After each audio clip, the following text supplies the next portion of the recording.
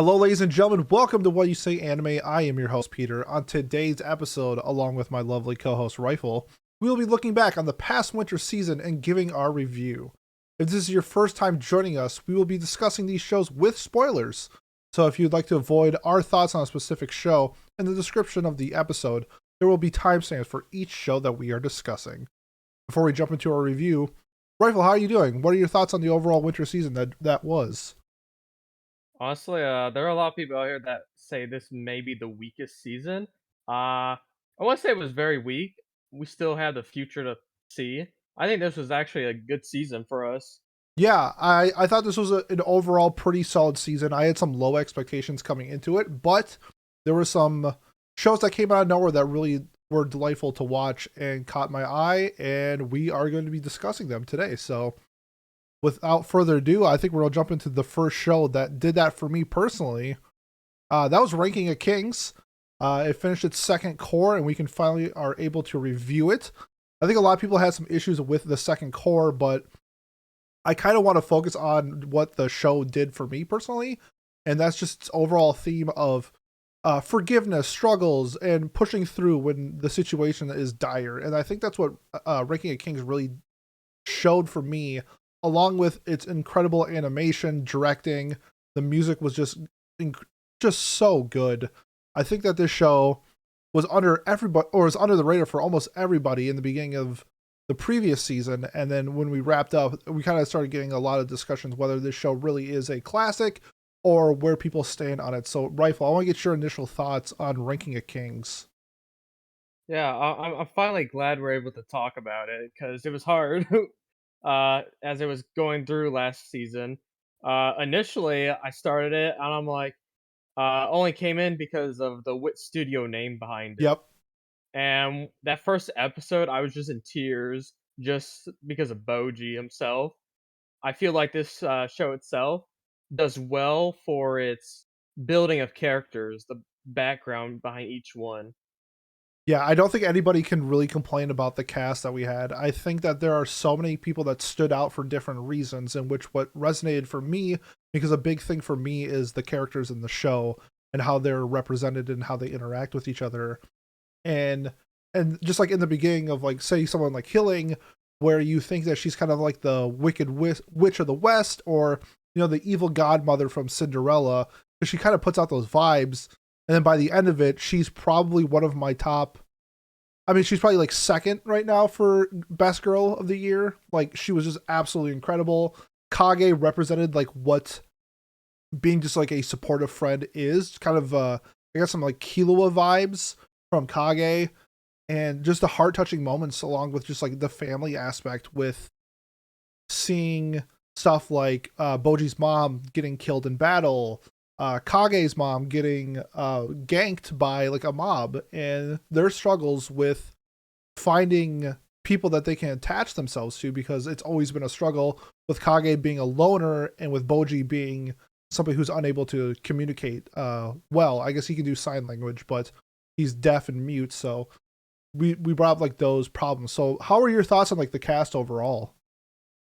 I think the show did fairly well with the cast.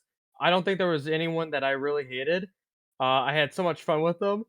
Definitely, well, now that I think about it, we did have fuck Domas and fuck Marinjo. Yeah, the Moranjo discussion is going to be fun, and especially with deciding on which side you're on. Which side are you on? Are you on fuck Moranjo, or are you on Team Moranjo? Uh I think I'm on fuck Moranjo. Okay. I see her past, but like that doesn't give me that reason to do all that stuff that Yeah, happened. I think you get in like a really good like philosophical debate. To me, I'm on Team Moranjo, for the sake that she was following somebody who essentially defeated a god and is the most strongest person in the entire world, and having like false hope in somebody like that will lead you to poor decisions. By the end of it, you saw her misplaced trust kind of go to turmoil based off of all the people that she hurt, and she realized that. So, to me, I think that's part of the story, part of the theme that is Ranking of Kings, is forgiveness, and really not trying to make the mistakes that people like lead to, like, for example, war, and I think we're going to talk about that maybe with Attack on Titan later, but s- stopping the bleeding, stopping these mistakes that happen over and over again, learning to forgive, learning to love, and then trying to build from that standpoint instead of taking revenge, sort of going away from the eye for an eye approach.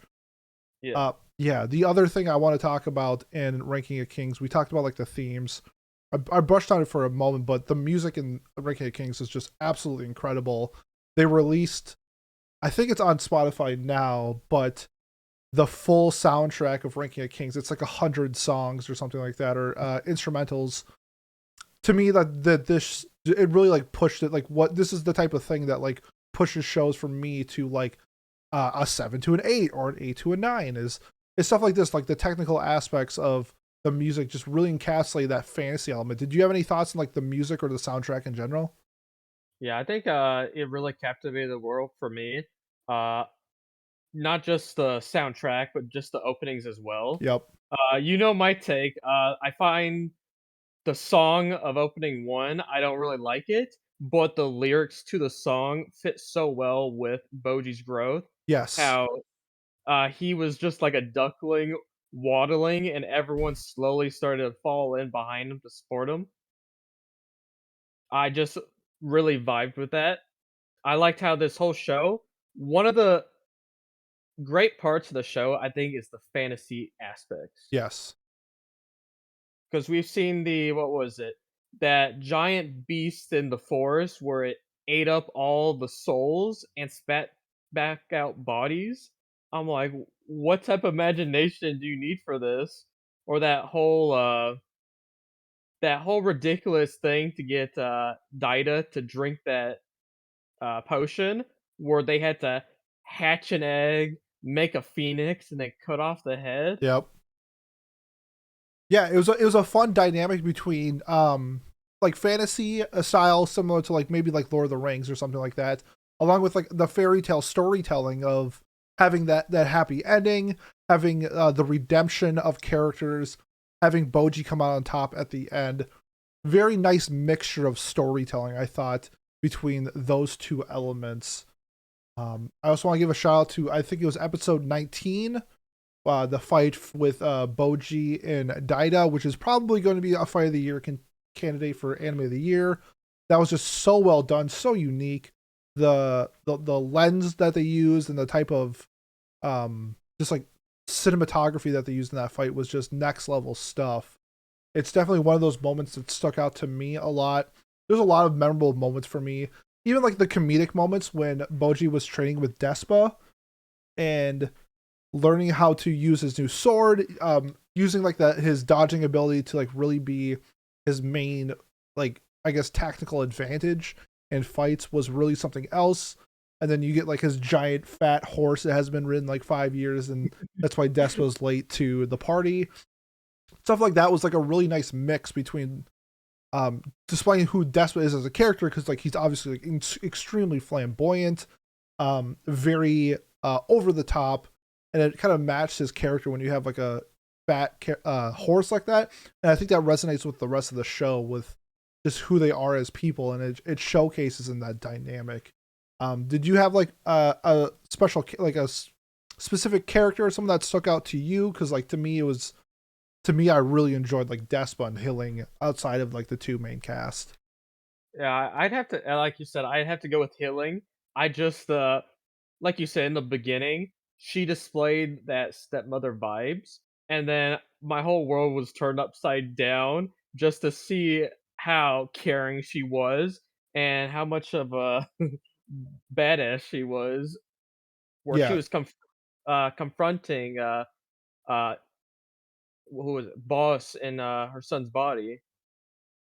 yeah, that whole dynamic of like being a, because how it's portrayed early is, I felt like we get the vibes of like, she raised this son so she could have, or she had boss's kid essentially to be in power or something like that. It's kind of like the vibes I got. And then you find out later that she's like, no, she's like very loving mother to not only Daida but to Boji as a stepmom. And put it in the words of Jay, he said like she wasn't the stepmom, she's the mom that stepped up, and just Yeah. really showcased her character, along with her it was fun to see like her magical abilities, that she is a healer outside of being like the queen, and her battle moments with her wearing like giant armor like that was super fun to watch. And then at the end, her and Dorshi or whatever, that touching moment, because I think a lot of people ship those two together, and then we got to see it at the end. It was just like, yes, I had such a blast with like the final like two episodes. I think a lot of people had. Did you have like any? We saw, especially on Mal, Ranking of Kings was somewhere at like an 8.8, and by the end of the show was about like an 8.7. So it dropped like a 0.1. Did you have like anything that stuck out to you, especially with like the ending, that really like maybe dampened your score or your enjoyment of the show? So I will say I do think the latter half there was a bit of some pacing to me, but it didn't really hamper. I think the end of it all was a bit questionable with Daida and Miranjo. I know it makes sense with the whole marriage stuff, but when you just think about the technical aspects, it's kind of a bit weird. I don't really support it, but I understand why he did what he did. But it wasn't enough for me to knock down my score of the show. I think you're not the only person in that boat. A lot of people had issues with that. Personally, I think we saw enough in when he was trapped in like that void, and Yeah. Base was taking over his body, and the like spirit of Miranda was with him, and you kind of see how he got attached to that person, and then seeing her outside in real life, I think the attachment stayed, and it was a way for him to save her, because I think he really saw like who she was. I don't know. I think some of the romantic things could probably be criticized, but I thoroughly enjoyed that aspects of like saving her, and Miranda kind of like wanting to redeem herself for what she did. And I think that was a really important like theme, a really important storytelling moment that they tried to tell in the story, because there's so many people that are like that. Even Bossy at the end was like, I think he realized that like his run is over, and it's time to move on. And I think that was like a very prominent part towards the end that I really attached myself to. So I liked it. I completely understand like your viewpoint and other people's viewpoints with the ending. To me, it's just like the theme that they were trying to tell. They told it, and to me, that's what like really stuck out. So let's get to our final thoughts and our ratings. Do you want to go first? Do you want me to go first? You go first. All right. I loved Ranking of Kings from start to end. I thought what they were trying to accomplish, they succeeded throughout the entire story. There was like 2.5 episodes where I felt like probably could have been like one, but I don't think that's like a knock on like my personal overall score for the show, because the rest of the story was, I thought, very well paced, and just everything about the story, whether it was the struggles with the characters, along with the technical aspects of like the cinematography, the music, the voice acting, was all just so well done. I had a great time watching a Ranking of Kings. I think it is a strong contender for Anime of the Year. I think we have a lot of categories that it could enter with like Best Boy, Best Protagonist, Best Antagonist, Best Soundtrack, Best Animation, Best Director are all in the conversations for Ranking of Kings. I am waiting for the chapters to get translated in English so I can read it, because it's not caught up right now in English, and I can't wait for more. I'm giving the show a 10. I absolutely enjoyed it. I loved it. It's probably my front runner for Anime of the Year. Rightfully, your thoughts? Yeah, this whole show, I was just always hyped for each episode. I was always love the characters they had. This show made me tear up so many times. Like you said, the theme of the show was family, and we saw a lot of it from that what was it, those gigants where he was used as bait to lure in. Yeah, uh, Gigon. Yeah, that dude. That dude was yeah, great. yes, we had that. We had the brothers of the underworld where their whole dynamic was trying to save their brother Oaken. Yep. And I really vibed with that whole stuff. everything. It made the whole show fun, and like you said, it did not hurt my score whatsoever. That's why I'm gonna give this score a 10. Woo! Let's go. I was scared that you weren't going to give it a 10. So that's 2 10s for Ranking of Kings from both me and Rifle. We're all switching up just a little bit in terms of the storytelling, and we're going to be talking about My Dress Up Darling.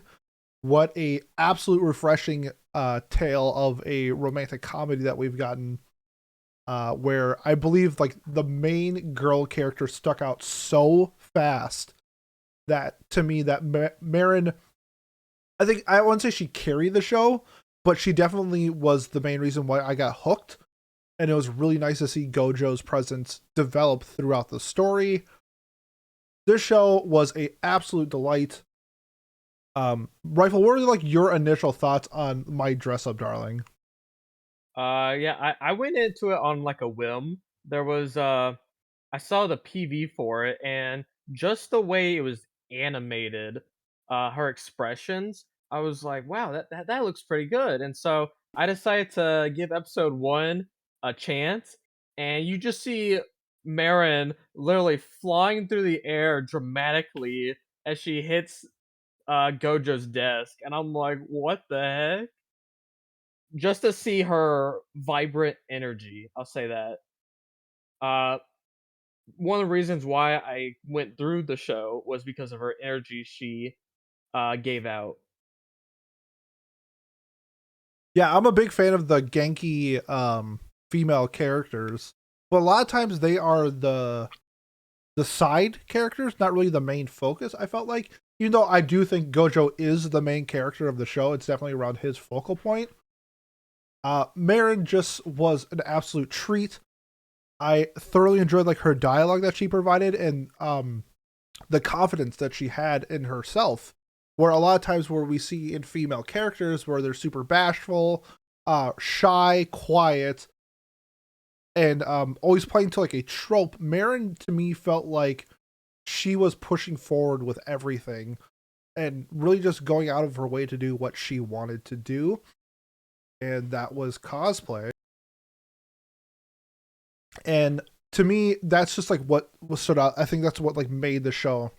The character dynamics between Marin and Gojo was just so well done. It's a little different from like Miyamura and Hori from last year, where I like their dynamic, but that was like a little more comedical and over the top. To me, this felt like it was real. It was Marin pursuing a passion, Gojo having a hobby slash passion slash like career with his dolls, but like that transitioned over into cosplaying, and then just them developing the chemistry between them two, and that leading down the road of romance that we saw more towards the I would say middle to end part is where it really started to bloom.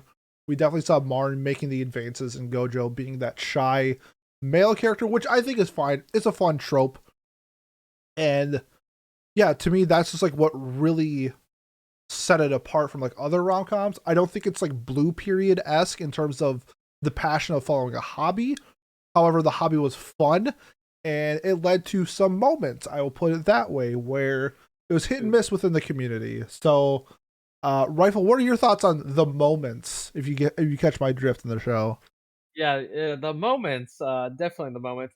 I had considering the type of anime I consume, I wasn't really put off by the moments. I was actually quite shocked they had it, but it really helped elevate the show because it still wasn't like the focal point for much of the time. Instead, it was trying to address the whole cosplaying aspect, where in certain elements you do need to make sure you're the perfect fit in some cases, or they use special techniques like that chest to uh, flatten females' chest area Yep.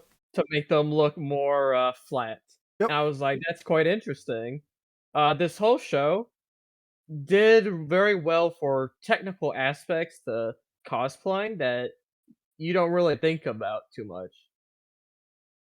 Yeah, there were some elements in the fan service where I thought it was well done, and there were some parts where I thought it was a little too much. I enjoyed the first like interaction where she came over in like a bikini and then she needed to get measured because that's how you get measured. Like you kind of have to strip down to something like that. And to me, that seemed like a very topical high school thing to do. It was more along the lines of like the scene where the bathroom and she like falls down and then Gojo's is Uh, just like looking at her for like 10 seconds. That was a lot. Like, I mean, people meme the shit out of it for a reason yeah, because yeah. it was just so over the top that it didn't really like it. Sometimes it felt a little out of place. Obviously the show has ecchi elements, but I'm calling it like modern day ecchi, where like the ecchi comes third in the story instead of like high school DxD where like the ecchi comes first. Yes. Um, because I do think like this is a good story. The dialogue was great, the characters were super fun, and the chemistry between the two male leads like drove the show. And having these over the top ecchi elements sometimes pulled me away from that, especially like there was that scene and there's the other scene where they did like the first cosplay meetup and Marin kept calling her tits like boo bags and like there's a real emphasis on the boo bags and like I got it the first time and then they did it like a second and third and fourth time. It's like, all right, like I get what you're doing, you already showed me this. So to me that's kind of like a put off, but it was like really the only thing that I didn't enjoy about the show. But like one thing I thought the show did absolutely incredible was to showcase the vocabulary of Marin as a like 16-year-old girl. Like using "wov" instead of "love" is a very nice touch. The gibberish speak when Gojo comes over to her apartment for the first time, when she's like that was super funny. Like that's what she's going through in her head, and it's like translated as that. And I thought that's like a really nice touch that we don't really see. Where a lot of times it feels, especially in rom coms, can feel cookie cutter in the dialogue. Like we know where the story is going to go. It's how are we going to get there? And I feel like Dress Up Darling captured that. Honestly, one of the best I've ever seen in anime, at least. I thought it was just incredibly well done. Did you have any like final thoughts before we get into a rating? Yeah, I think throughout the entire show, this was made by Cloverworks, and last year we had some iffy issues with Cloverworks, Yeah, but this time yeah, we around, did. I felt like they really put all their love into this. We see it through all the animations. Some of the scenes were done very well, such as the what was it? I liked the fireworks scene at the end Oh yeah, that where was real good. it's a amazing moment with the fireworks, and it pans over to Marin, and then she just sticks out her blue tongue, and I'm like, wow. And the best part, I think, was like the very end where they're having their phone conversation, and it pans to shot of both of them laying across from each other with the phone in the middle. I found that to be quite the epic shot. Yeah, it was honestly like the best way I think to end the season. Like that, end on that note, end on that high note of a confession, sort of, but like you see the progression of Marin trying to be more comfortable with that with Gojo, and she's like testing the waters. So really enjoyed that. Let's get to our final thoughts, though. To me, Dress Up Darling was a show I coming into it I thought it was gonna be like a 7 or 8, just based off of its manga rating. That's kind of the vibes I got, but the show what above and beyond what it needed to do. It had a pretty solid soundtrack along with its OP and ED were fantastic. I think the ED is probably one of the best EDs of the season last season. It really stuck out to me. It was super fun and goofy. Like the two kind of interact, and the ED really reflected that. The chemistry between Marin and Gojo is the driving force of this show.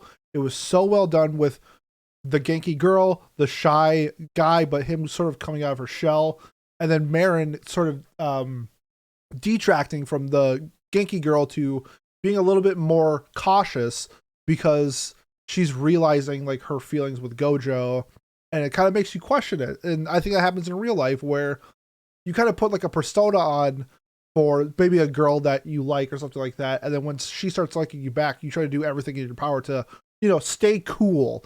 And I felt like I got that vibe from Baron where she was trying to stay cool for Gojo, And along, I mean, it was like a combination of that and her being her goofy self. To me, the show was great. The side characters with the cosplay was, I thought it was okay. Um, it didn't really like add anything to the story unless you are like into cosplay. I think if you're into cosplay, it added like an element to the show that you would probably like. To me, it didn't, but it's not really like a negative of the show. That being said, I thoroughly enjoyed the show. The manga is selling like hotcakes since the anime came out, so I would assume we're getting a second season maybe next year, maybe like 2024, kind of like with Rent a Girlfriend. That's kind of like the vibe I got with it. So, yeah, I can't wait for a second season. Hopefully, I'm giving this a 9 out of 10. How about you, Rifle? Yeah, during the entire show, I think there were a little bit of parts of Gojo where I think his trope was a bit played out too much, where Marin would do something very expressive with her service moments, and he'd just be all flustered up, looking off. Sometimes I was kind of a bit bored by it because I'm like, yeah, I get it. But aside from that, uh, like you said, I just enjoy the technical stuff about this. Uh, I like the moment with the two sisters where they introduced the whole camera trying to angle themselves using the light and whatnot. I just loved all the technical stuff they had. I enjoyed near the end where this relationship between Marin and Gojo is starting to blossom. Uh, so I gave this show a 9 out of 10 as well. Look at that, we're matching 2 for 2 on identical scores. So me and Rifle are both giving Dress Up Darling a 9 out of 10. Next up, a show that is insanely popular by everybody. Was one of the most hyped up shows, probably. I don't know, Winter with Attack on Titan, and then Demon Slayer, which we're gonna be talking about now, was just the fandom on Twitter was like overloading.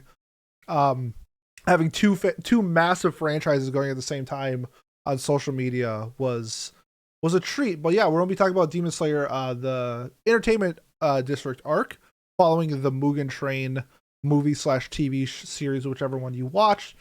And we saw Tanjiro meet up with Usui and that Hashira, and to infiltrate the Entertainment District where people are dying.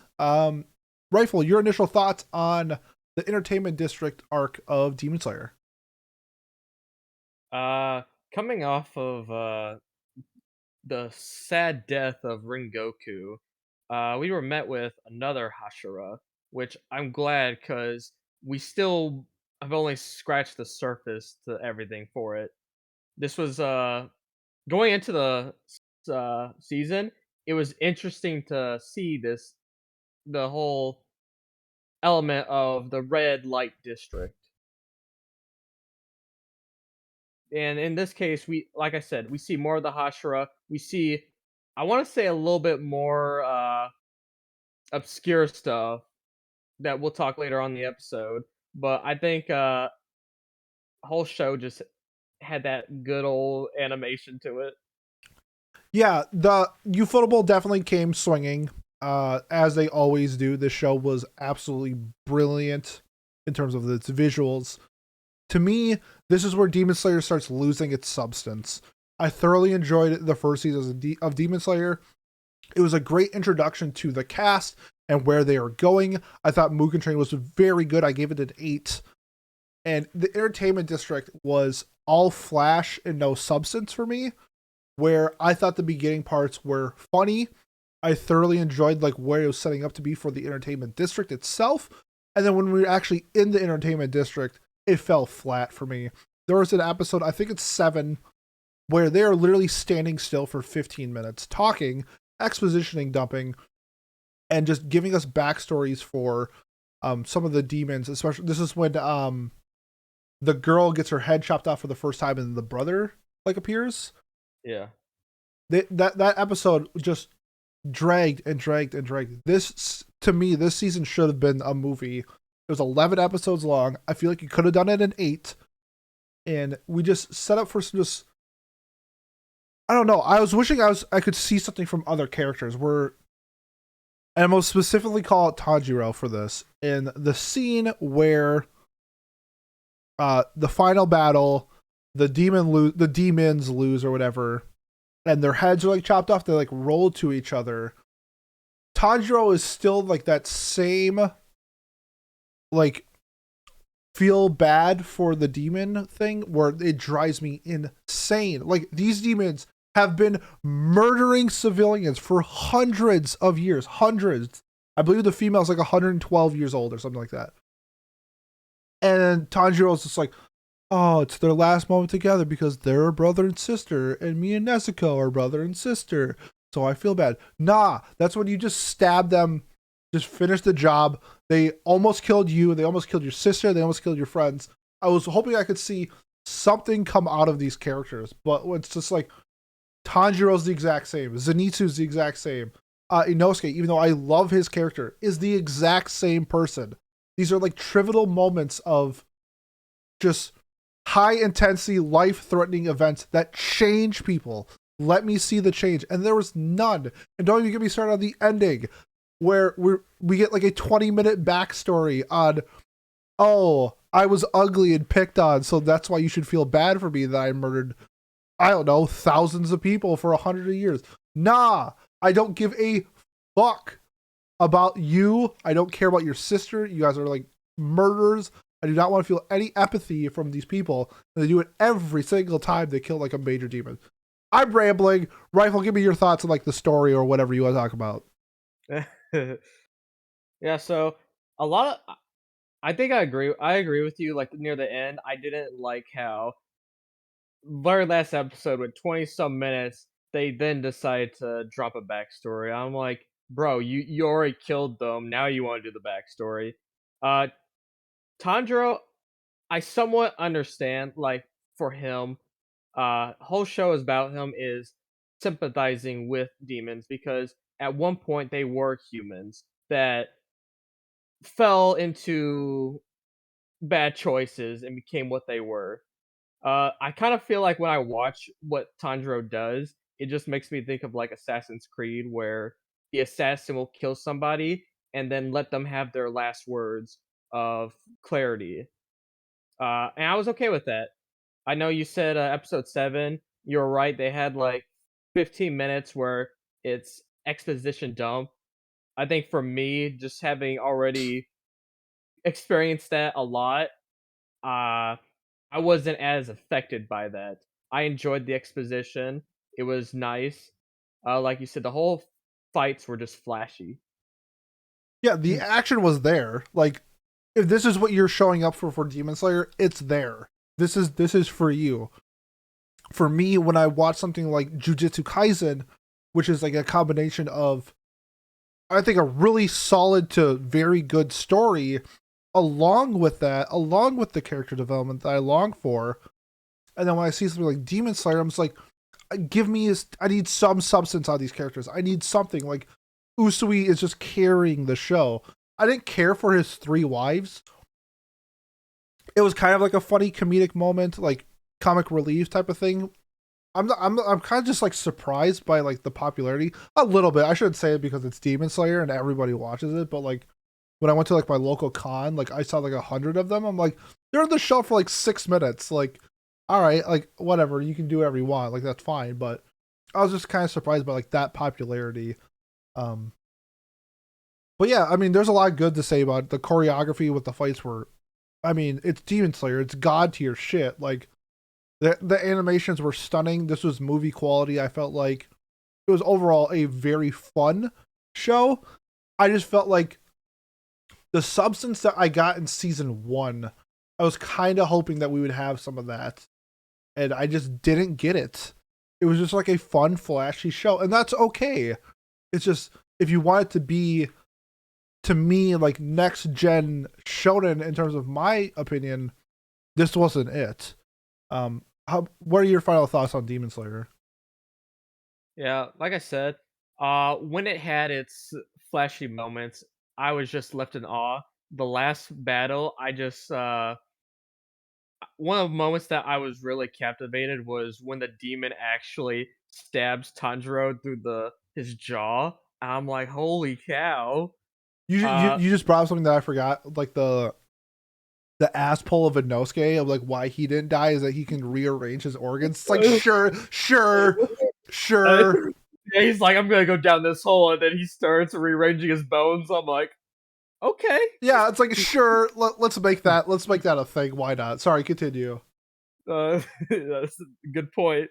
Uh, or like how what was it, Zenetsu? He stays asleep through the entire time. Yeah, it's just Uh, like sure. so at that point, you're just like, this is the characters I'm dealing with. Yep. Like, uh, as I said, you go into it. I went into it with I like the fights. There were hype moments, especially somehow Nezuko just grows up and definitely expands. Yeah. But she had clearly a great fight against the other sister. Uh, I kind of was a bit. I guess they didn't want another Rengoku, so they're just like, yeah, we won't kill this Hashira yet. I'm glad they didn't.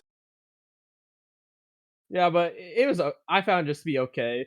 They're just on their deathbed, and then Nezuko comes over there and they just burns them, and it's Yep. like, oh yeah, you're healed. Yeah. The Deus Ex Machinas were strong in this arc. That's for sure. Yes, especially with the buffed out mice. Yeah. Yeah. You know, it's fun. That's what the show is. It's fun. It's not like Yeah, a.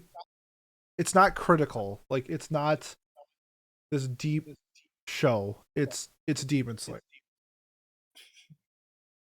I guess I'll give my final thoughts and rating. I thought that this season was a step down from Mugen Train in terms of the substance that we got. However, there were some very good moments of the show. Starting the show, the OP is just an absolute bop. It's probably my front runner right now for OP of the year, and that's including the current season. I think that OP is just, in terms of visuals and song, just it sets the tone of what the entertainment district is. And I just thought that was just so good. Demon Slayer like really rarely misses when it comes to music. The choreographed fights were incredible. The the aftermath of the fights I thought were awful. I hate the sympathy bullshit for the demons. Just let them die, and we don't need a 20-minute backstory for genocidal murderers. That being said, I had a good time watching it. I just thought it was a step down from Mugen Train. I'm gonna give it a 7 out of 10. yeah. So for me, uh, I again this was Ufotable, and they brought it with their uh quality animation. Like you said, the music of the opening was such a banger. Love the visuals of it as well. Uh, I think just having the backstory at the end for these demons hurt me. Like, as in, like, I just didn't like it at the end when they're already dead. However, I feel like it just adds more to the demon to see how they became what they were instead of, oh, it's just a bad guy, time to kill them. It just goes to show what led to them circumstances. Sure, you don't need to care about them that they're dead now, but for me, I didn't have much of a problem with this uh season, this arc. I felt it was fun. I got my enjoyment from it. I think I'll give the show an 8 out of 10. All right, 7 from me, 8 from Rifle. Next up, a show that has been 3 months in the waiting. 86 Part 2. We finally got the last 2 episodes, so we can finally critique the show itself, especially this part. For me, if you heard or seen my review of the first part, did not like 86. I gave it a 6. I really disliked the martyrdom aspects of the characters, where they're all kind of in. They're all essentially the same characters. That's kind of where I felt the show was really lacking, except for Shin. I thought Shin was great. 86 Part 2 is so much better because, all of them are dead except for 5 of them, so now their characters can actually show who they are, and they did. I thought they did a fantastic job of really showcasing the main 5 remaining 86 left and coming into their own. That was like a huge thing for me with the show. Um, And that being like, I want to get your thoughts too on like the production delays. Did the wait like hinder your score? Because for me, I personally waited until we got the episodes, so I finished 80, like till I watched it, and for me, it wasn't that big of a deal. But I can see it, and I think in some people's eyes where they had to wait 3 months for like 2 episodes. What were your initial thoughts on like the production issues, and then your thoughts on this part of 86? Yeah, so production issues, we've seen this in the past happen to Wonder Egg. Yep, And it's understandable because they don't want to release it like out on the internet. They need time slot, but because the time slot's already taken up in the next season, they have to wait it out. So that's understandable.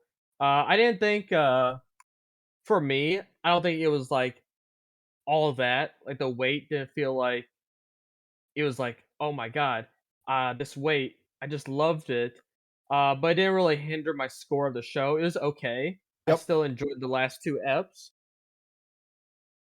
I like that you call it EPs.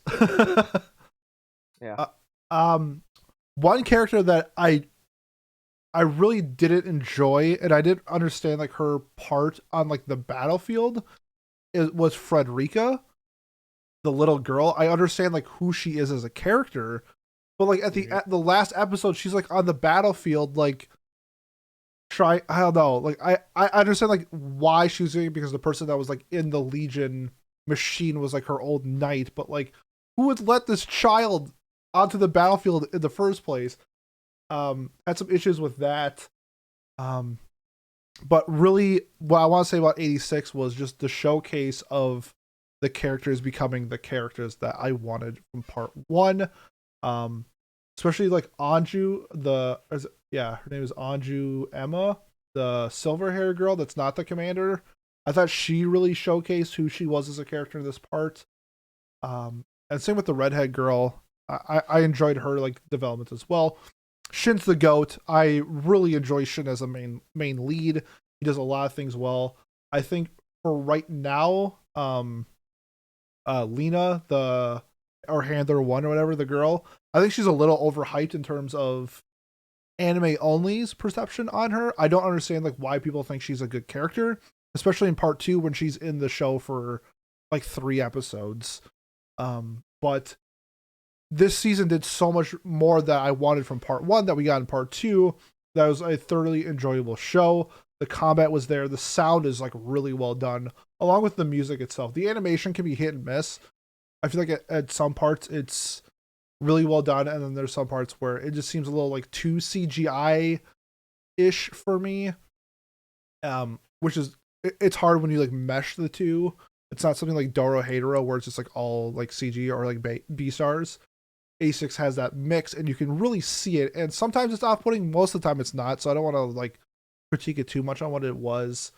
Um, I guess Rifle for you, was there anything that like stood out that you really enjoyed or something that like you really did not enjoy about this part compared to the first part? Honestly, the first part, despite me not seeing the whole appeal for it, I gave it like a 7.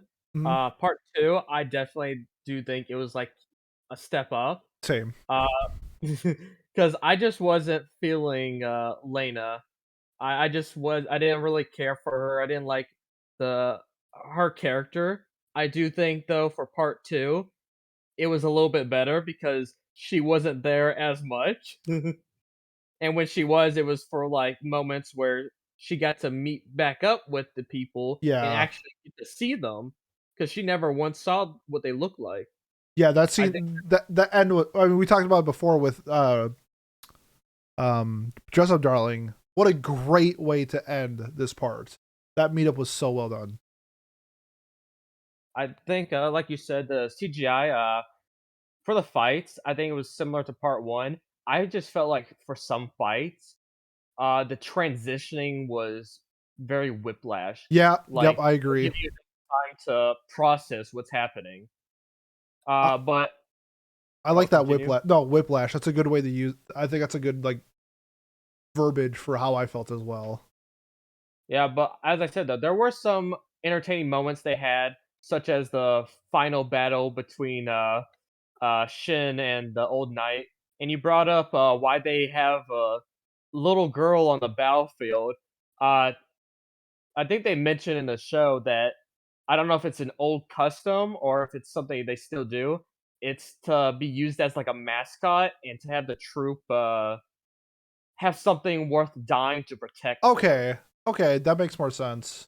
But even then, Shin had wanted to leave her behind, but she still followed him, fearing for him. Yeah, because she's like a princess, and like having your princess on the battlefield seems a little weird, but like I guess with context, it makes a lot more sense. It wasn't something that I was like docking points for. It just like Yeah. it felt a little off to me, I guess. Okay, I had this conversation. I think I had it with Pat.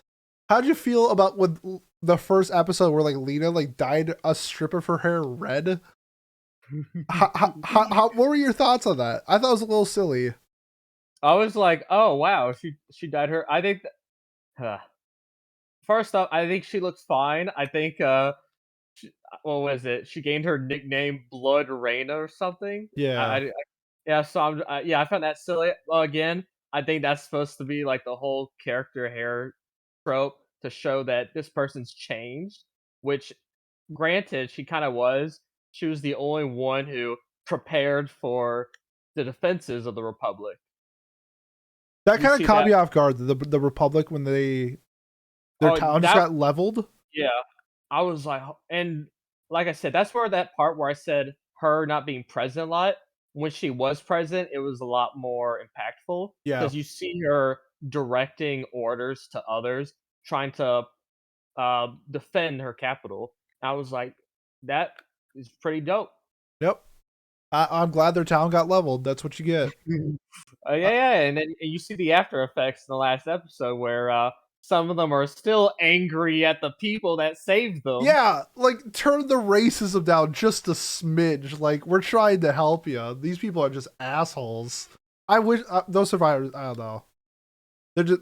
It reminds me of just like Attack on Titan with like some people just like just die already. I don't know. That's kind of how I felt. But final thoughts. Let's get into the final thoughts on 86 Part 2. I thought this was a huge step up from Part 1. From a technical aspect, I thought that the animation was solid, wonky at points, but for the majority of the show, very well done. Shin continued being a fantastic character, and I'm glad that the side characters or the supporting cast really got their shine in this moment. We have like a established team. So if one of them dies, now it's going to be impactful. Where I felt like in the first part, if somebody died, like I didn't care. Like I don't care. And now Yeah, I I do understand. care. That's how I felt with AOT, the first season. They had that a lot of characters, and then they just kept dying left and right. Yeah, it's supposed to set up that their world is harsh, but at the Yeah, same time, yeah, you don't know correct. who to care for. Correct. It's it leaves you in that conundrum where like, okay, the world is harsh, we're at war, people die any second, but at the same time, it's like the impact of what was the guy's name that died in part two? It was like Arthur or something like that, who was like on the other. Oh, you talking about What was his for name? The Legion, or He the? wore like glasses. Eugene. Oh, Eugene. yeah, yeah, yeah. Like Eugene's death was fantastic. Like that's how you establish a character. That's how you make his death meaningful. That's how you make his death impactful. Love the Eugene death. Rest in peace to my boy Eugene. You are great. Um, and that's what part two did, and it makes me way more excited for the continuing parts. So for me, loved 86 part two. Um, it handled so many things more. I should say it handled things better than the first part that I had qualms with. So I'm gonna give it an 8. I had a really good time watching 86 part 2. That's a pretty good score.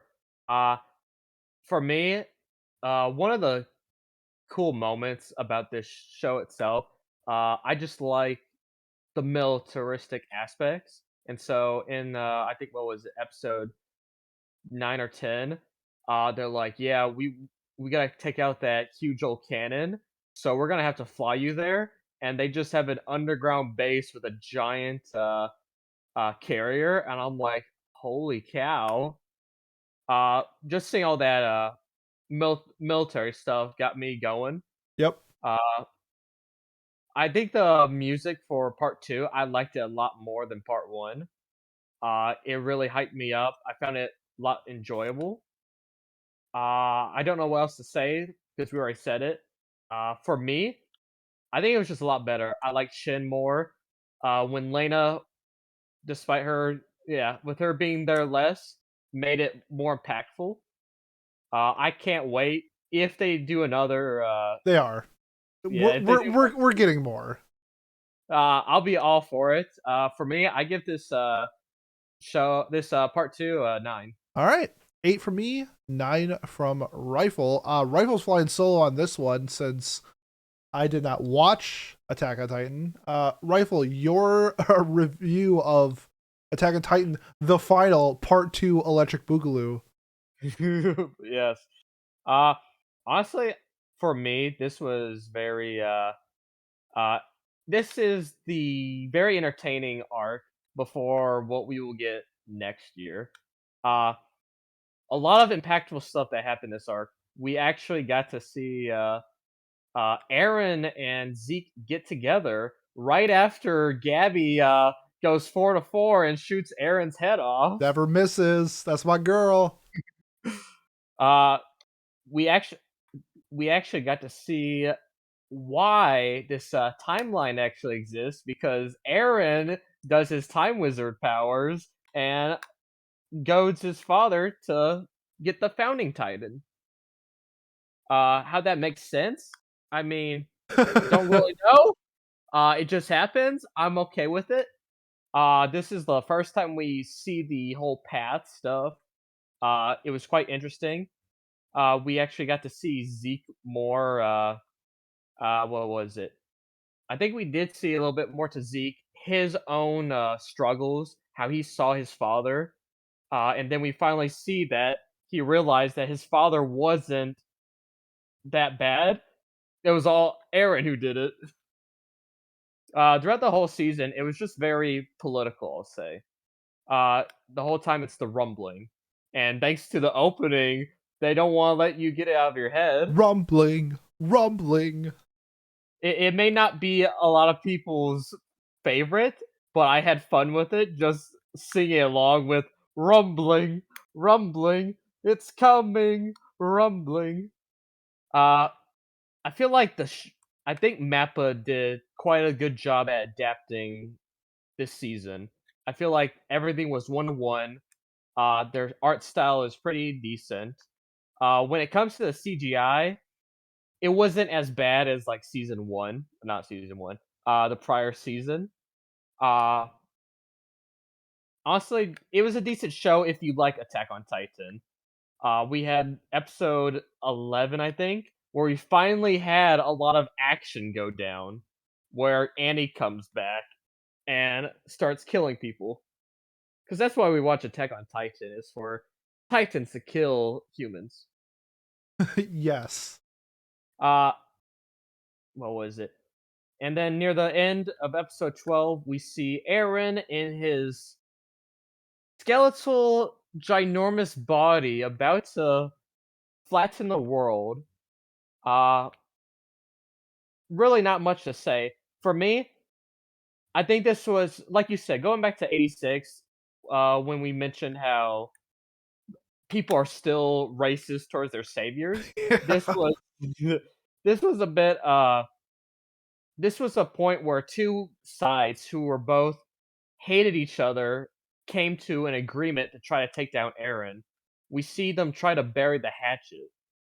And one of the interesting moments was in episode 11 where they have to fend off against the reinforcements that come after Aaron.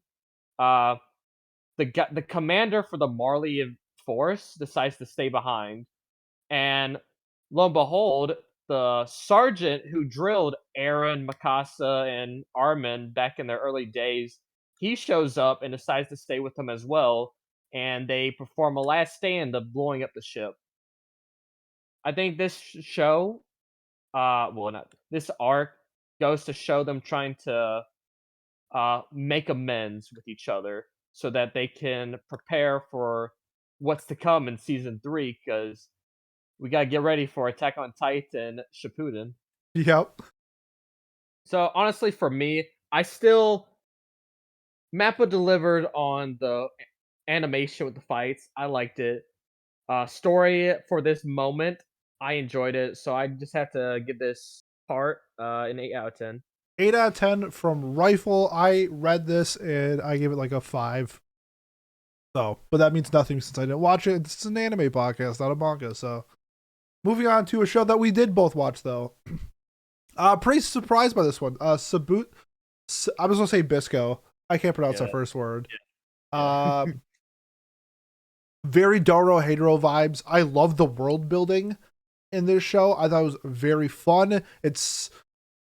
I'm assuming that this is like a metaphor for like rapid growth and like pollution, because how do they solve the rust? I'm gonna put that in quotations of like the world is by nature and by mushrooms. So that's kind of like the message I got. That's why like the mushroom keepers were such a um I don't know, in some, depending on your viewpoint, it's kind of viewed as like terrorists because they're like very like anti like the governor in this situation, very anti-corruption, very anti-capitalism, and they solved I that want by I yeah. want to say that I think what the case was, the government, like you said, the government was corrupting the image of the Mushroom Keepers. Yeah, no, Much of them, 100% propaganda for sure.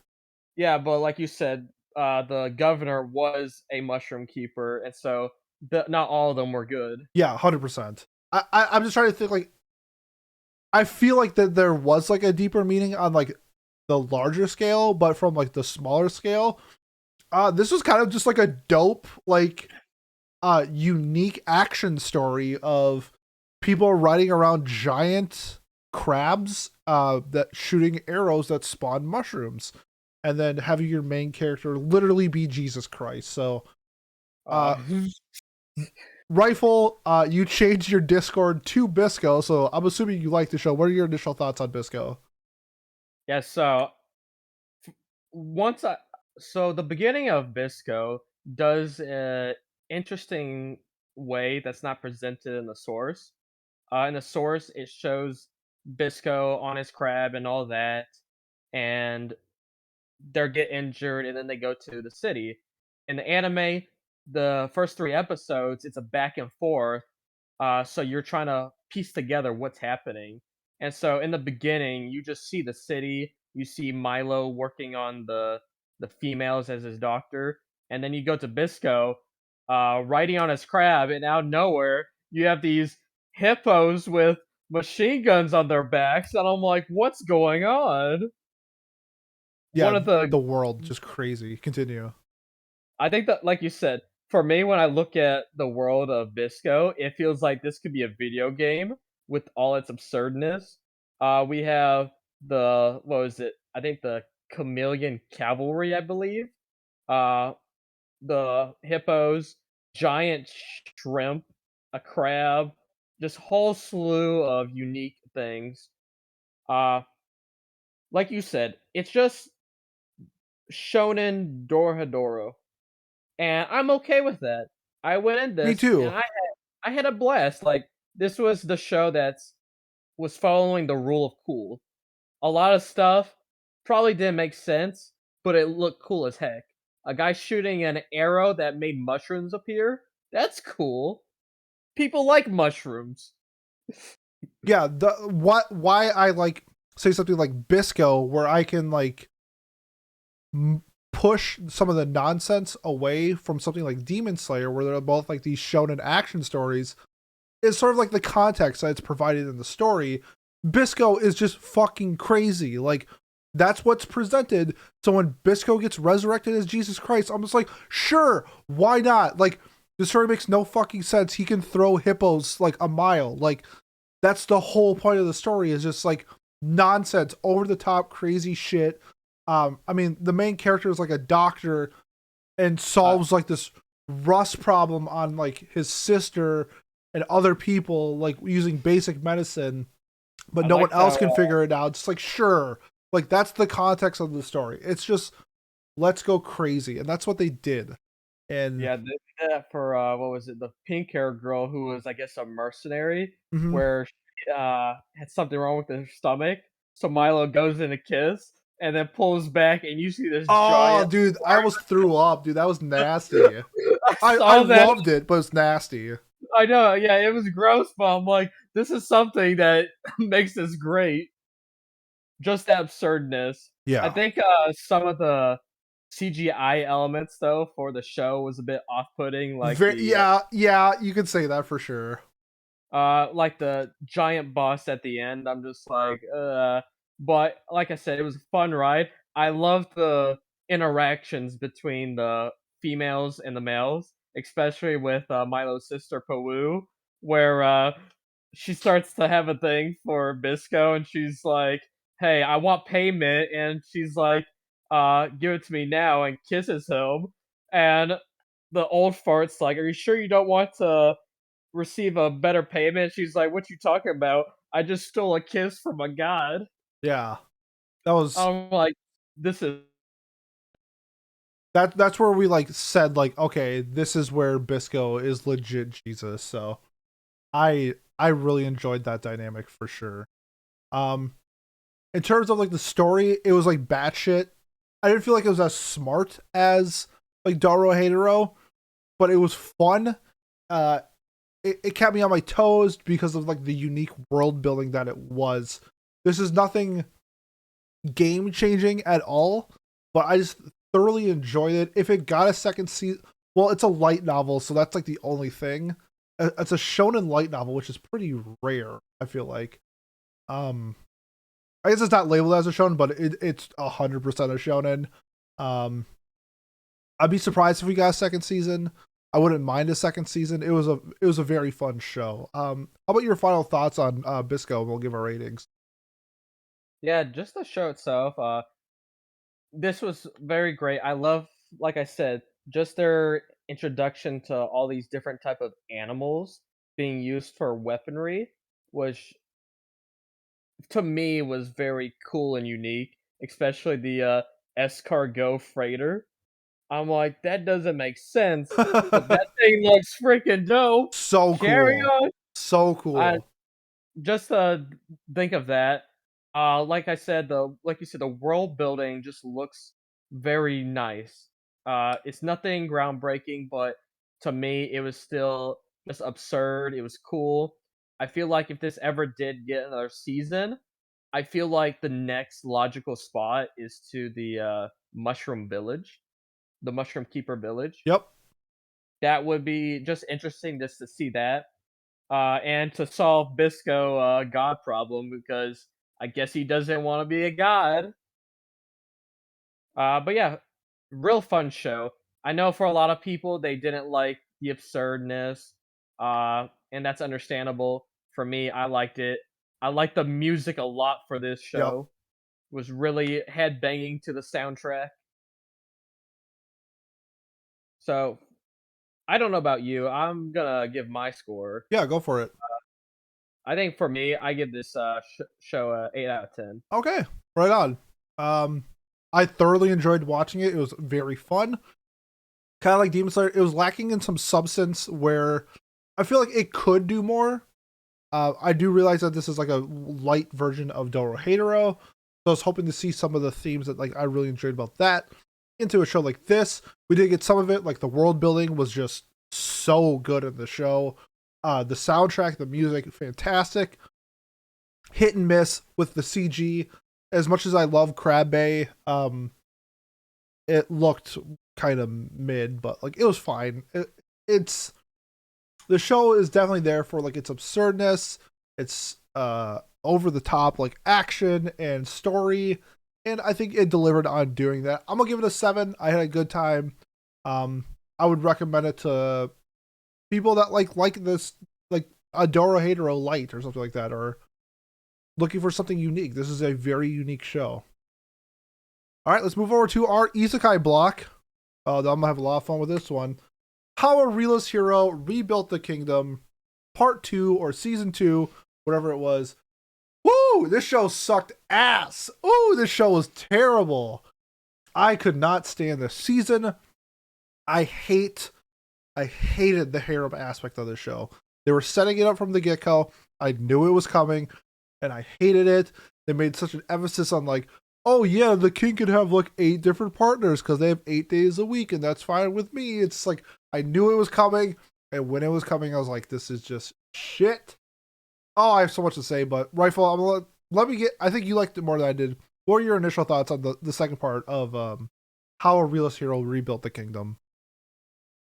Yeah, so for me, the weird part is like uh we're going into this whole thing where seasons now that are 2 cores are being broken up by a whole season. So it's hard to imagine that this part is actually just season 1 still. Uh so it's weird coming in like first few episodes and you're still doing the whole invasion arc from last season. Uh I think for me, some of the parts of the show are good concepts. The way that it's presented, it's either bad or boring. And that's what happened for me. For some reason, I just felt like it was an okay show to watch, but it wasn't that driving force to watch it. Yeah, there's like I think it's like episode 2 and 3 where they have like a discussion with Jean to go over, or the Genie to go over like some like political stuff, and it just drags and drags and drags and drags. And then they do some cool stuff with like the broadcast system. I thought that was really fun. And then they introduce, the treasurer of the country is now a 14-year-old girl because she understands buy high, Mark, sell low. I'm like, what is happening? They made a dragon like knight a maid for some reason because her yeah, dad was a piece of shit, and so she's a maid now. It's like, you think that if you ran this kingdom, you'd have like this military like elite person on your side, and you make her a maid. That was so stupid. There was a well, scene in hold on, let me 1 second. okay, There was a okay. scene in episode 11 where um Kazuya, the main character, is just wearing glasses and a hat, Yeah, the Superman. and he's nobody knows who he is, even though he broadcasts his face to everybody using magic.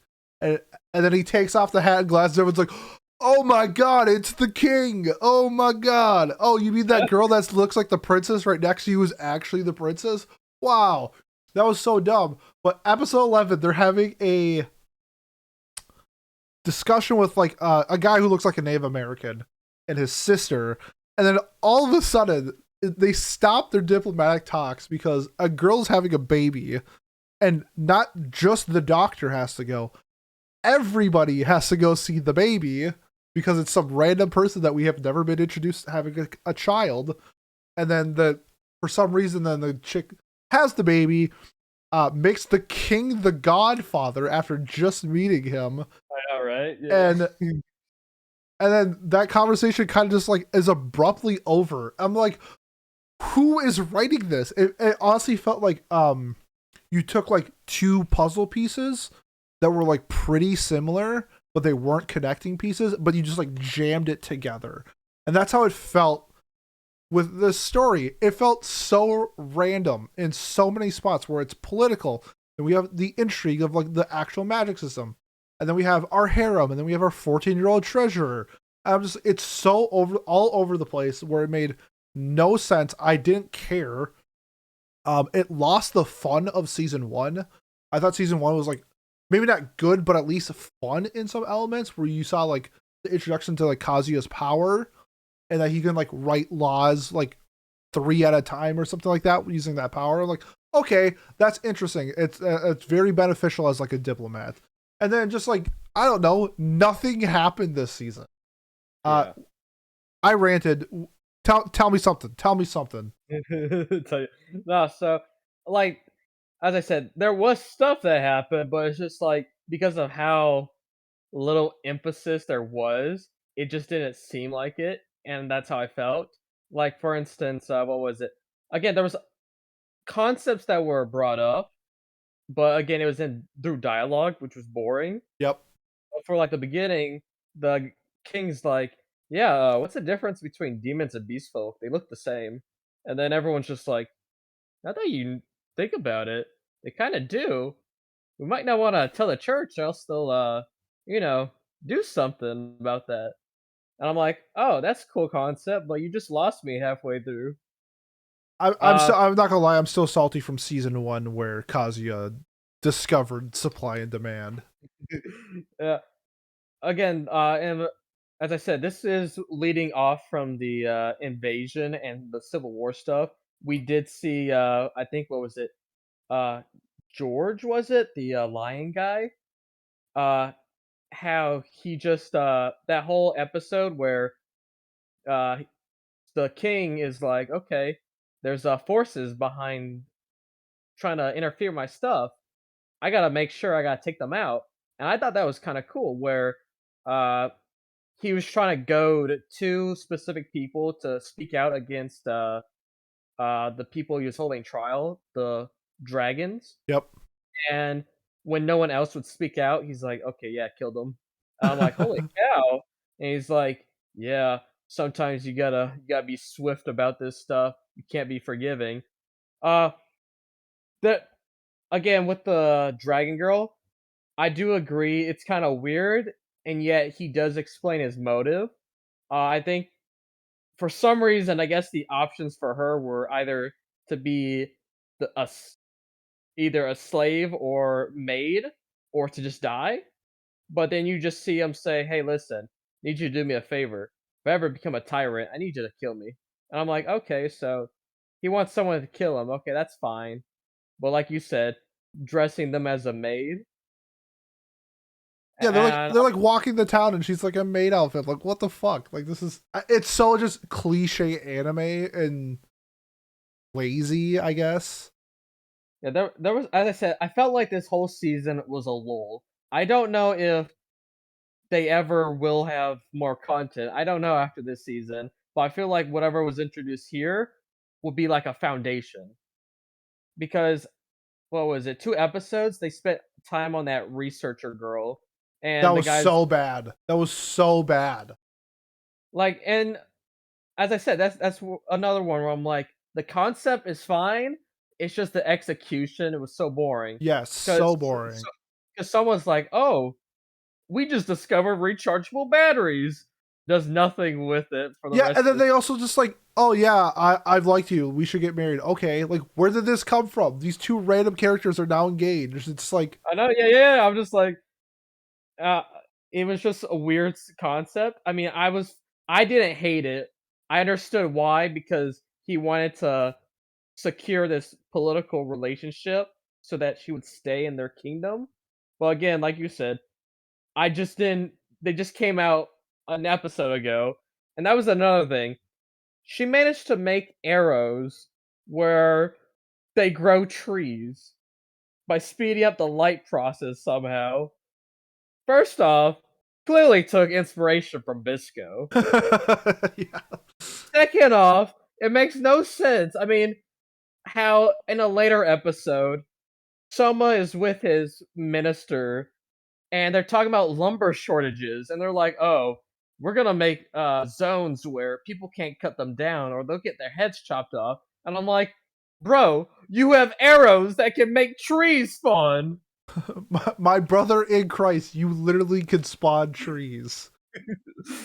But I know there's one episode I know that you have a lot of issue with, and it's the slavery episode. Oh I my want to god, I hear forgot about the slavery. Oh my, what an awful, awful, awful just execution of trying to make it's the shield hero thing where it's just like, yeah, but I'm a nice slave owner, so it's okay. Like he teaches the slaves how to read and write and do math so he can sell them for more money, and it's perceived as like he's teaching these people how to read and write.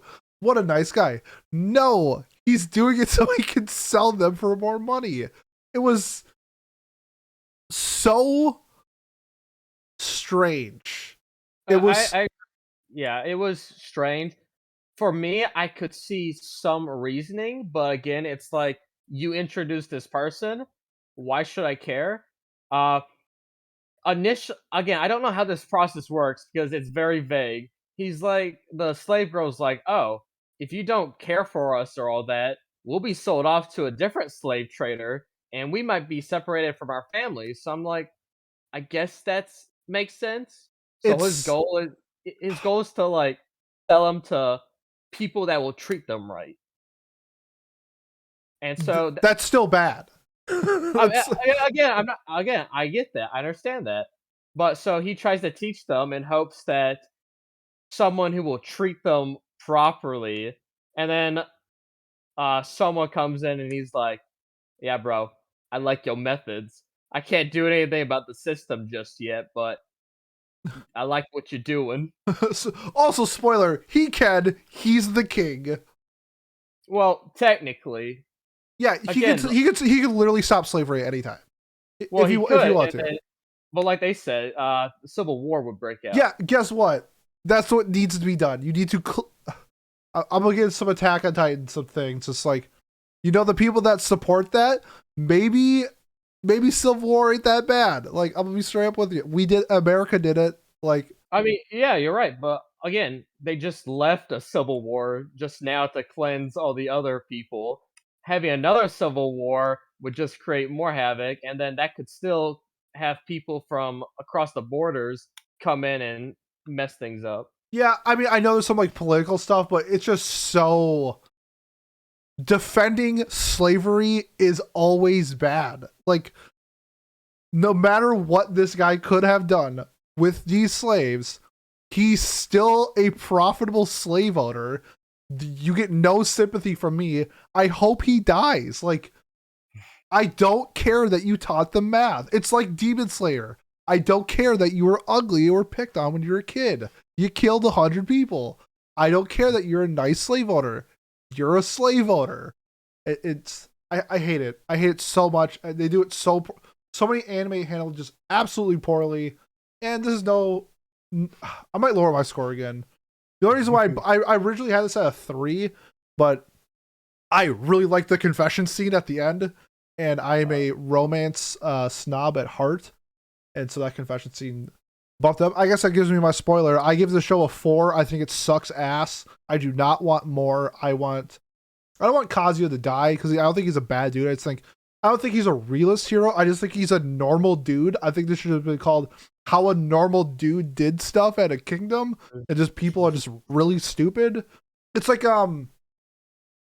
Idiocracy. I don't know if you've ever seen that movie where like he goes into the future and he's like smart because everybody else is just so dumb. He's like looked at as a genius, but if it was in our day and age, he'd just be a normal dude. That's what this is. Kazuya literally invented supply and demand in this series. I gave it a 4. Maybe I should give it a 3. I don't know. Rifle, what are your final thoughts on it? Yeah, so uh again, I think I had my score pretty set for this. Again, I didn't hate the show as much as others. I I felt like I was losing that drive for the whole show. It wasn't interesting as like the first season where every arc felt like it actually mattered.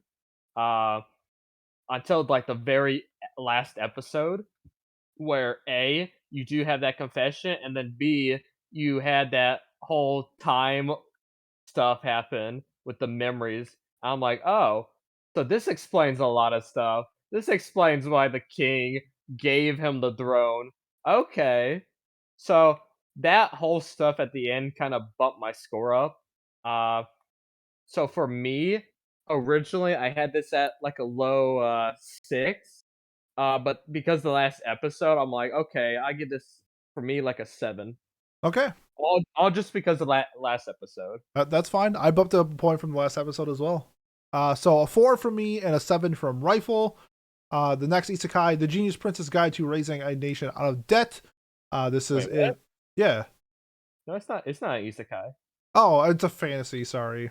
Yeah, there we go. It's fantasy. Yeah. Yeah. My bad. The shows get intertwined in my brain. Yeah, don't worry, Um, it's just better realist hero. it is a better Realist hero. Not saying much. I thought the show was. I think it started off really strong. I really the animation. I'm gonna say straight up, the animation of the show sucks ass. It's Yeah. really bad. But the characters in the beginning were really intriguing and fun. I really liked how like Nim kind of like fucked people up on the battlefield and like Yeah. the beginning episodes, and then the second half she kind of like wasn't that role, which was kind of I didn't really enjoy that, but she's kind of like the jack of all trades, so I get it. Wine is essentially Lelouch. He's playing 3D chess, or while everyone else is playing 3D chess, he's playing 4D chess. He's always like 2 steps ahead. Um, I liked him for the most part, except for it's like every situation was just like him figuring it out like way ahead of time, which was, I mean, it's fine. He's supposed to be like a genius. Like I get it. What I really hated was like some of the portrayals of the girls, especially the blonde hair chick from the other nation and Zeno, the blue hair girl, who like Yeah. same thing.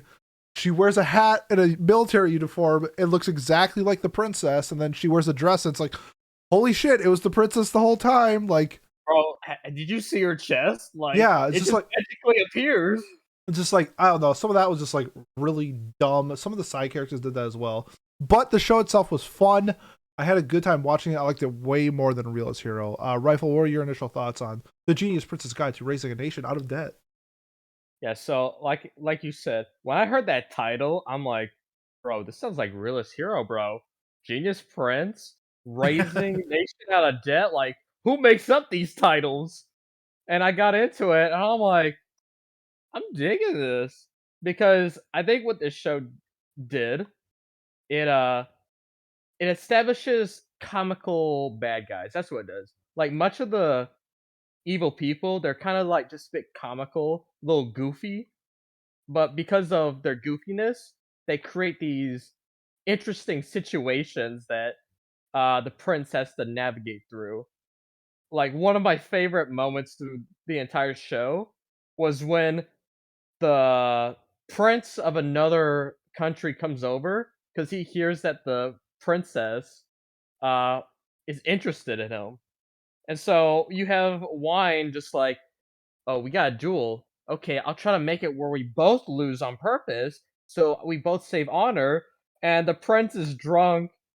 Uh, he just keeps running past wine through the window and falls off the wall and kills himself. And I'm like, what the heck? That How was do you make? funny.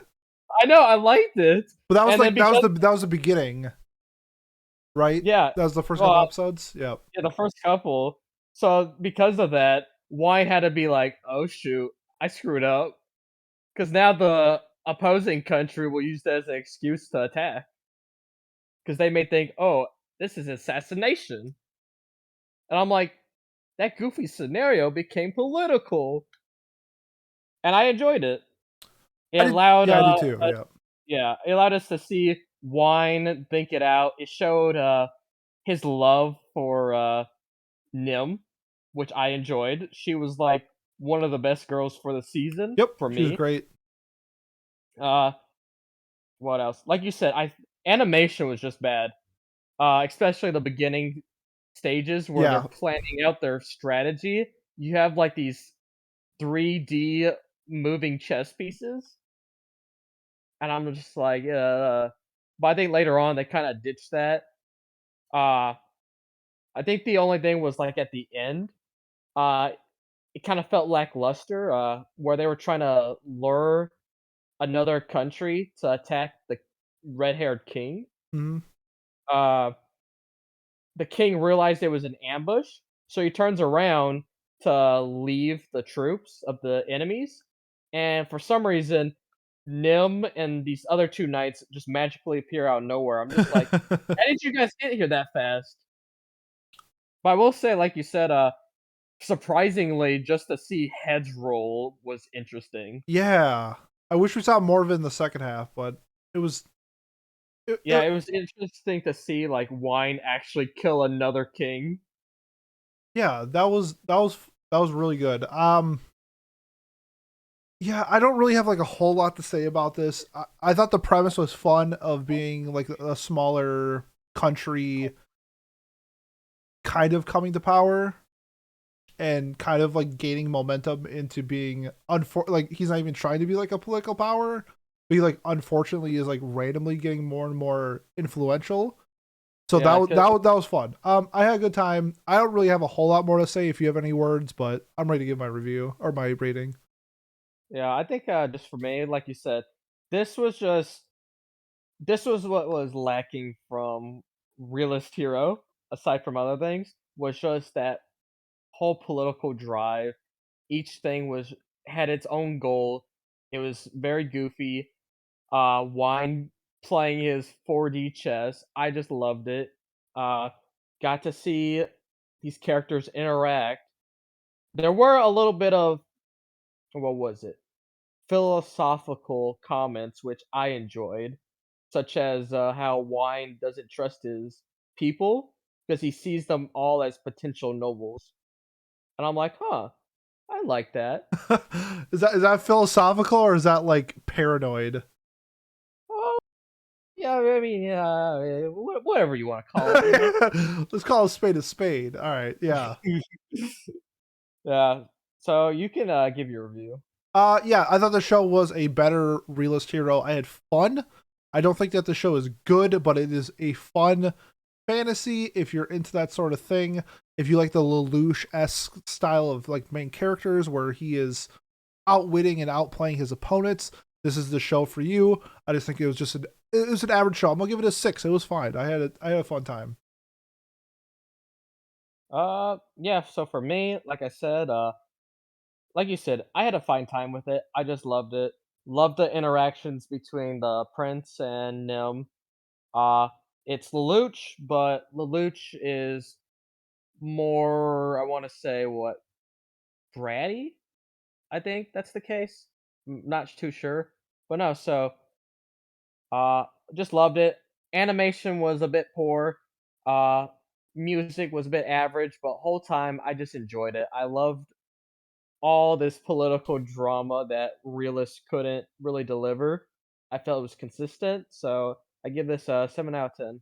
All right, 6 from me, 7 from Rifle. We're gonna do 2 slice of lives real quick since this is my bag. The first one was Akebi Sailor Uniform. Love the show. I had a great time watching it. If you are a slice of life fan, I think this is very Comey-esque, except the main character can speak. I thought Cloverworks knocked it out of the park with their background animations and just the animations in general of the show were very fluid, very clean. I love the voice acting in the show and it was just an overall a really solid slice of life. I had a great time watching it.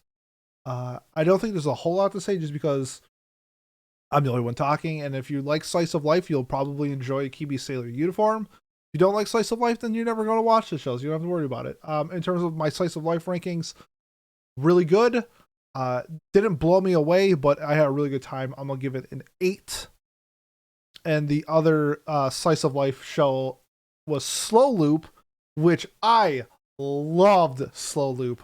This show slapped, and it does something so unique that I haven't that without like over dramatizing the loss of a parent.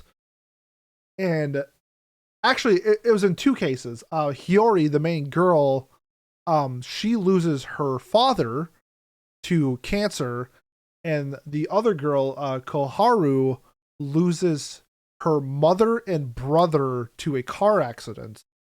And then their parents down the road meet and get married and they become sisters.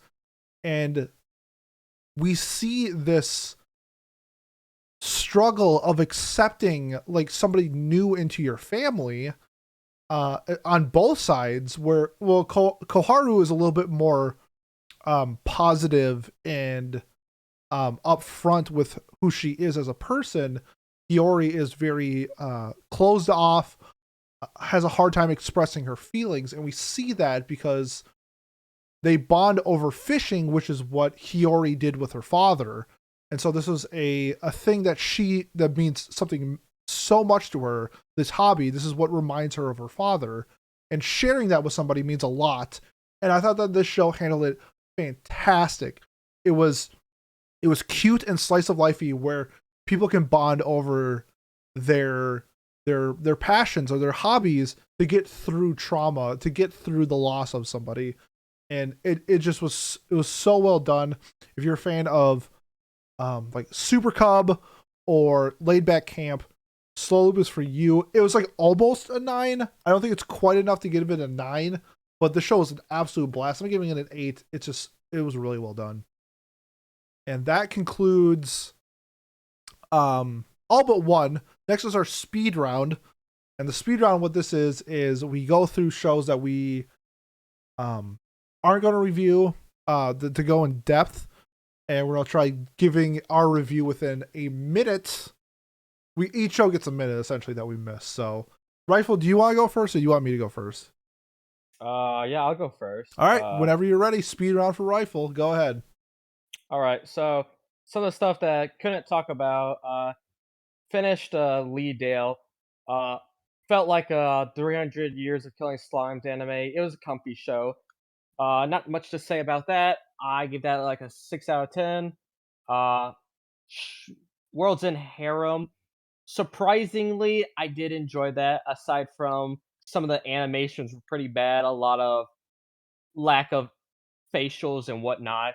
I like the hidden government stuff that happened behind the scenes. That was like a 5 out of 10 for me.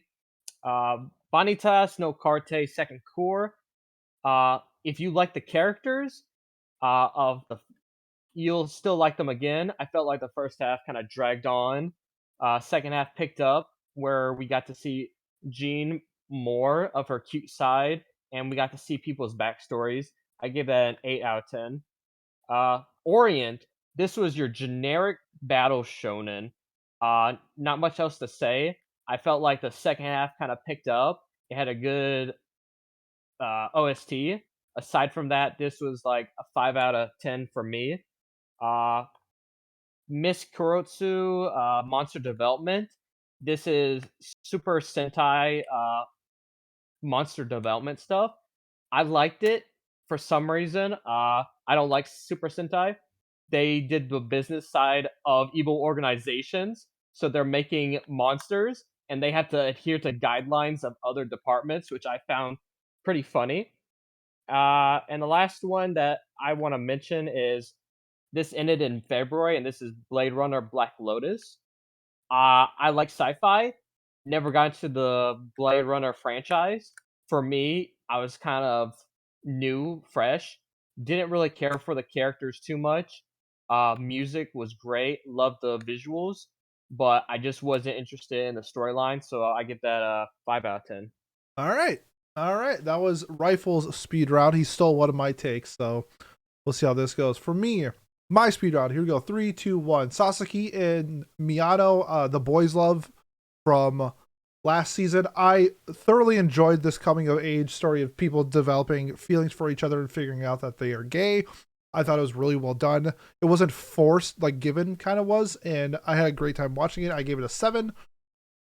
Love of Kill, 2 assassins falling in love with each other, and kind of like their backstory and how they became who they are and where they came.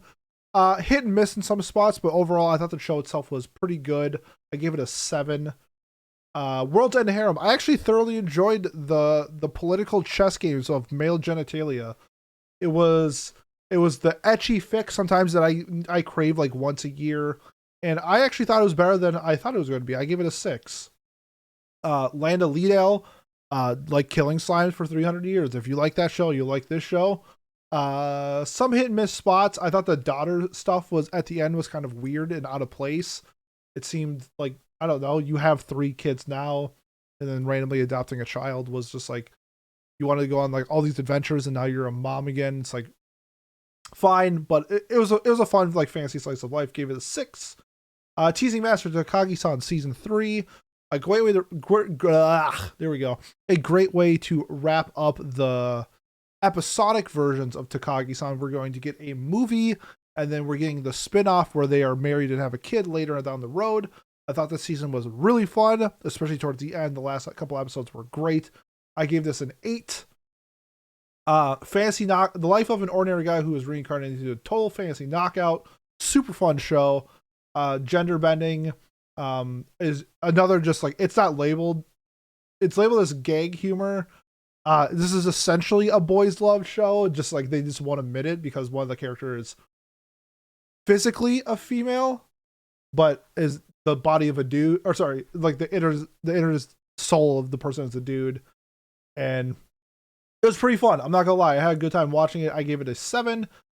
And that wraps up the speed round, and we're gonna get to our last show, which is called Police in a Pod. It was a refreshing adult slice of life comedy drama of two police officers in Japan, more notably two female police officers in Japan. And it was written by a mangaka who was a police officer for 10 years. And just it's kind of like the retelling of, so the mangaka is a female, so it's her retelling of being like a police officer for 10 years and sort of like the things that she dealt with and then turned it into like a manga.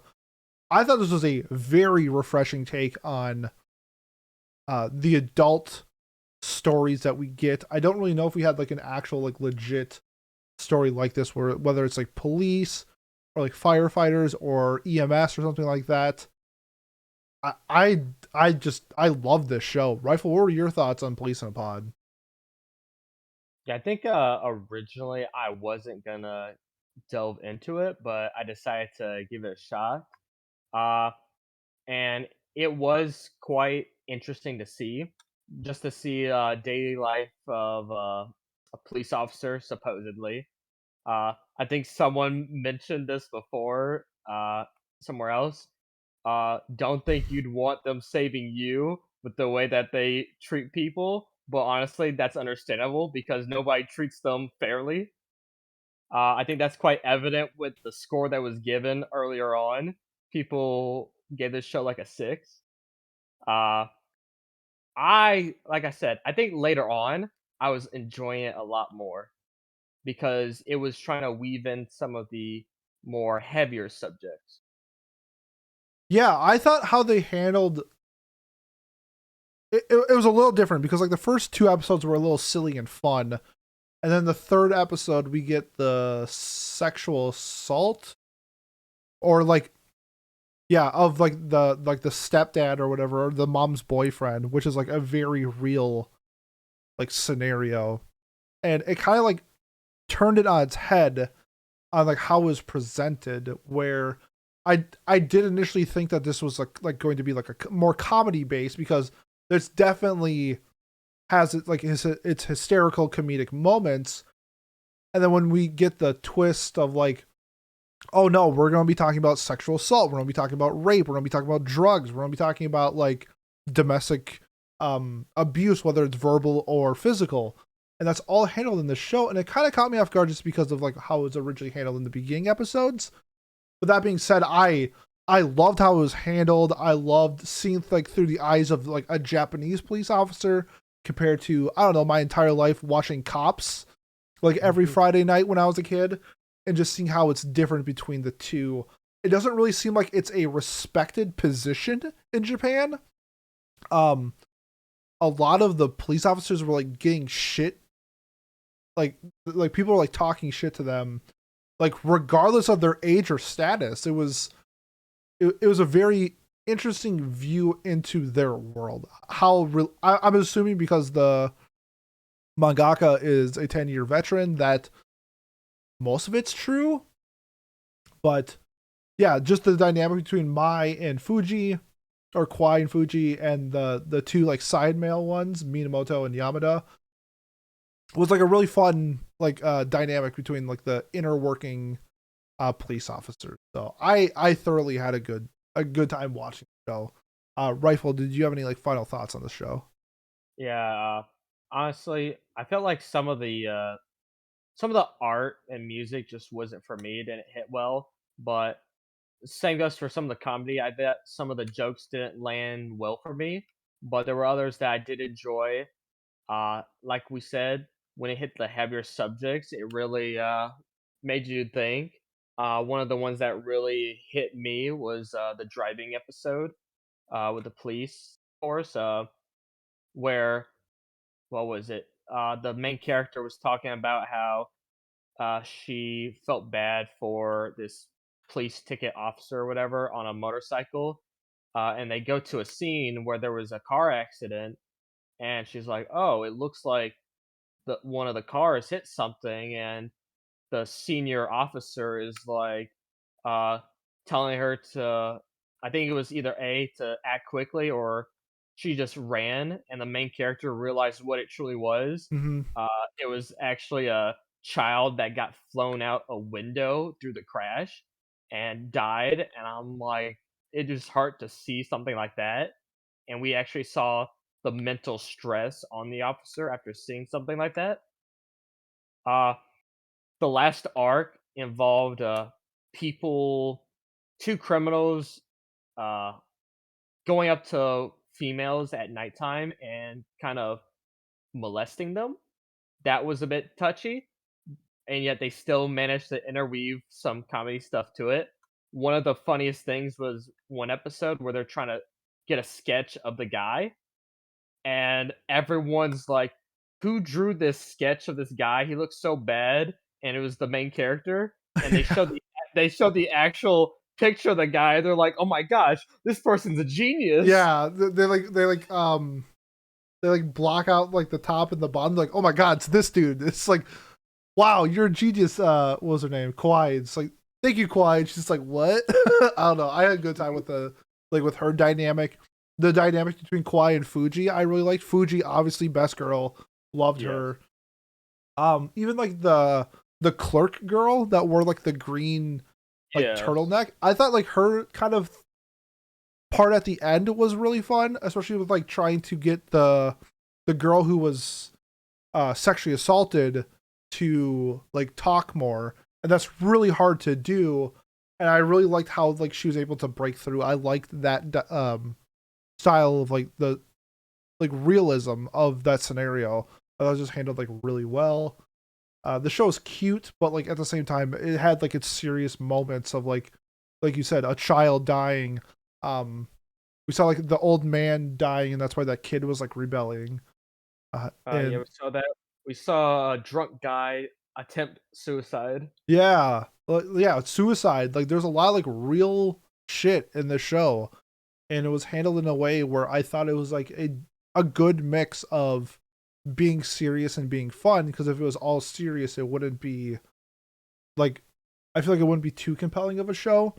But the mix, the dynamic with like the characters being like bouncing off of each other was like really well done. So, I uh, think another thing I want to say, I liked how, what was it? The analysis for some of the scenes was interesting, such as one episode where she's with this, I want to say this still a newbie police officer, male, who's a bit cocky, yep, who confronts a gang of yakuza, and two of the detectives come and they start yelling at them, and it starts this huge arguments between them, and the senior female officer comes by and she's like, when you got these two forces, neither one can really back down.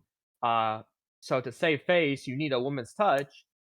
And then there was another moment where I think the main character is dealing with a female who's yelling at a male character, and the head honcho of the department comes by and apprehends the female because it turns out that female had a knife behind her back. yep. And I'm like, whoa, whoa, whoa, whoa. Yeah. This show, I mean, yeah, the shit that police have to deal with on like a daily basis, regardless of like what country they're in, is just wild. So, I'll give my review, then you can go next. Nice, refreshing take on an adult drama that we don't get a lot of, especially when it's a realistic setting and not just like overly animated. If that makes sense, like they didn't animate this. This seemed like a police story just animated. I really enjoyed the characters, especially Fuji. I like that like Kohai senpai relationship that the two had, and I hope that we get more. Probably won't, but I saw its manga sales and it wasn't bad. So is there a chance, because like the animation, it probably doesn't cost a whole lot to make this show? I can't believe Madhouse did this. It's crazy. Um, I hope we get a second season. More than likely we won't, but I'm crossing my fingers. I had a great time watching it. I'm giving it an 8. I thought it was a really good show. Yeah, for me, like you said, I thought it was a really good show. I thought it showed the struggles of a police officer uh, they went through, such as always being on call when you see them trying to go on dates, Yeah. and their phones start ringing, so they all have to leave. We see the main character having to be part of the search squad, so she has to run after the dog, even though she's not physically fit. Uh, just I can't believe that they also have those morning training exercises in the dojo. I loved it when all the some of the elderly folks are like, uh, "Sir, I'm so old. I think doing training will hurt me. Can you Yeah. please excuse me?" I did like that. Like I said, not everything was funny, but that was okay. It was very decent show to look into the aspects of a police officer in Japan. For me, I give this show a 7 out of 10. All right. 8 from me, 7 from Rifle. And that wraps up our winter review. Did you agree with us? Did you hate us? Did you have some opinions on us? Let us know. You can either leave a comment if you're watching us on YouTube, or you can join our Discord. The link is in the description of the episode. If you want to support us, the best way to do so is like, comment, subscribe, leave a review, follow us on whatever platform you're listening to us on or watching us. If you like our audio content and you want to see our beautiful faces, we have a YouTube. If you're watching us on YouTube and you don't like our beautiful faces, we have audio only formats as well. That being said, next week is Watch Club for Charlotte. I am not looking forward to that, but people vote on terrible shows, so sometimes we have to watch them. And then in 2 weeks, we'll be giving our first impressions on the currently airing spring season. We got a couple bangers already headed our way. Can't wait to talk about that. So if you made it this far, thank you so much, and we will see you next time.